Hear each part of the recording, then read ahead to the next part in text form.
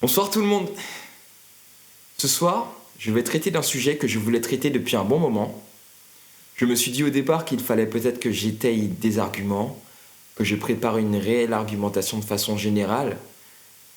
Et puis je me suis dit encore une fois que la spontanéité va l'emporter. Je ferai cette vidéo quitte à l'améliorer plus tard, parce que je tiens quand même à poser certaines bases. Si ça permet à certains couples, à certaines personnes d'améliorer leur vie, c'est l'objectif. Donc je n'en serai que content. Alors, quelle est la thématique de ce soir? En fait, il y a deux thèmes. Deux thèmes en un, parce que les deux sont très liés. Le premier étant l'infidélité, et le deuxième étant la rupture, étant donné en fait que ces deux thèmes ont pour point commun l'implosion du couple, puis son explosion. Donc alors, tout d'abord l'infidélité. Je tiens vraiment à émettre une différenciation, car pour moi, il y a deux types d'infidélité. Il y a premièrement d'un côté l'infidélité du collectionneur ou de la collectionneuse qui s'amuse à générer des conquêtes pour se sentir bien dans sa peau, plaisant, pour nourrir son narcissisme et son ego. Et de l'autre côté, il y a l'infidélité de la personne qui de base est fidèle, qui a, on va dire, franchi le pas de trop une fois et qui a commis un écart de conduite. Entre guillemets. Pourquoi je tiens à faire cette différenciation? Parce que pour moi, les deux types, en fait, ne sont pas les mêmes messages. Il y en a un qui te dit clairement qu'il s'en fout un peu de toi, tu es juste son objet de décoration et qui peut aller voir ailleurs quand il veut, et l'autre qui, de base, tient vraiment à toi, ou pas, mais, enfin, je pense, tient vraiment à toi, mais a un message à te transmettre, plus intéressant que l'autre. Donc, dans ce contexte d'infidélité, remettons les choses en contexte, de base. Imaginez, ou si ça vous est déjà arrivé, remémorez-vous cette situation. Vous êtes en couple avec quelqu'un et directement ou indirectement, de façon sous-entendue, vous avez fait comprendre à l'autre que votre but, c'est d'avoir une relation stable et basée sur la fidélité, sur l'exclusivité même dans votre couple. Et il arrive un jour, un soir, que cette personne rompe ce pacte non signé en allant voir ailleurs. De façon générale, comment se sent-on à ce moment-là? Alors, il y a différents types de réactions. On prend un vase, on a envie de le casser sur la tête de la personne, de l'étrangler. Quand on entend sa voix et quand on l'imagine, on a encore plus envie de la zigouiller, de prendre le couteau qui se trouve dans l'armoire, dans le tiroir, pour en finir. On se sent trahi, on se sent manipulé, on se sent comme un moins que rien, on se sent sale. Il y a plein de qualificatifs. Maintenant, il y a une question. La plupart des gens se demandent en général, pourquoi m'a-t-il fait ça? Mais la question ne serait-elle pas plutôt, pourquoi m'a-t-il fait ça avec cette personne? Puisque votre conjoint ou conjointe ou ex vous a trompé avec une personne précise, qui a un profil précis.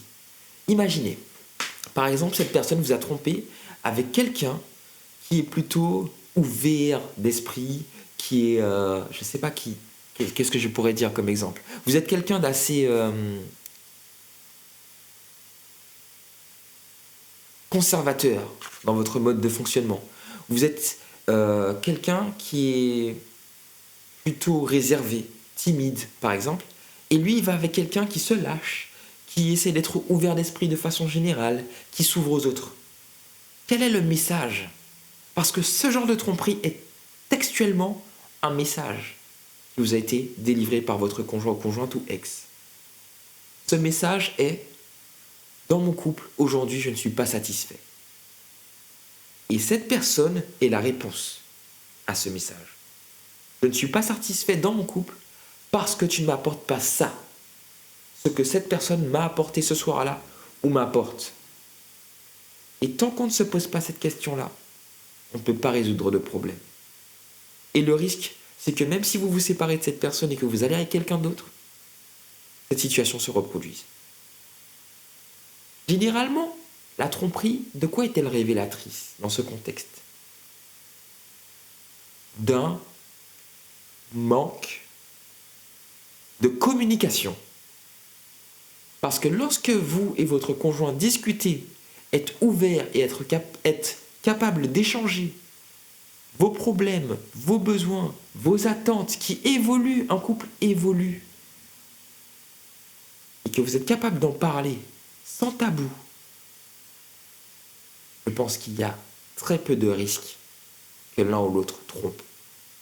Mais si vous êtes le genre de personne à faire semblant d'écouter, à dire oui, ça m'intéresse, mais en réalité, vos oreilles sont très loin, vous êtes complètement perdu, ou si vous êtes le genre de personne à ne pas établir de conversation et à penser que parce que vous vous êtes dit quelque chose il y a 4 mois, il y a 4 ans, ça va rester comme ça, votre couple est sans doute voué à l'échec.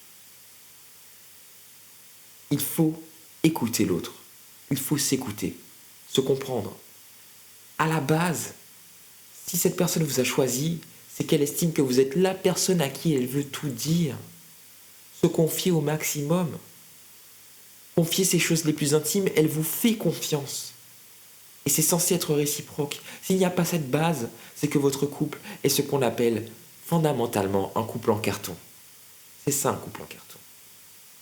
Un couple où d'apparence tout va bien, mais quand il faut communiquer des problèmes, quand il faut communiquer des attentes, quand il faut communiquer des envies, quand il faut communiquer des besoins, des passions, il n'y a plus personne. C'est pas un couple. Et le pire dans ce genre de situation, c'est quand il y en a un qui a l'impression que tout va bien, alors que l'autre est en train de souffrir le martyre d'ailleurs, et j'ai déjà vécu ces situations-là. Je n'ai pas de compte à vous rendre, on est d'accord.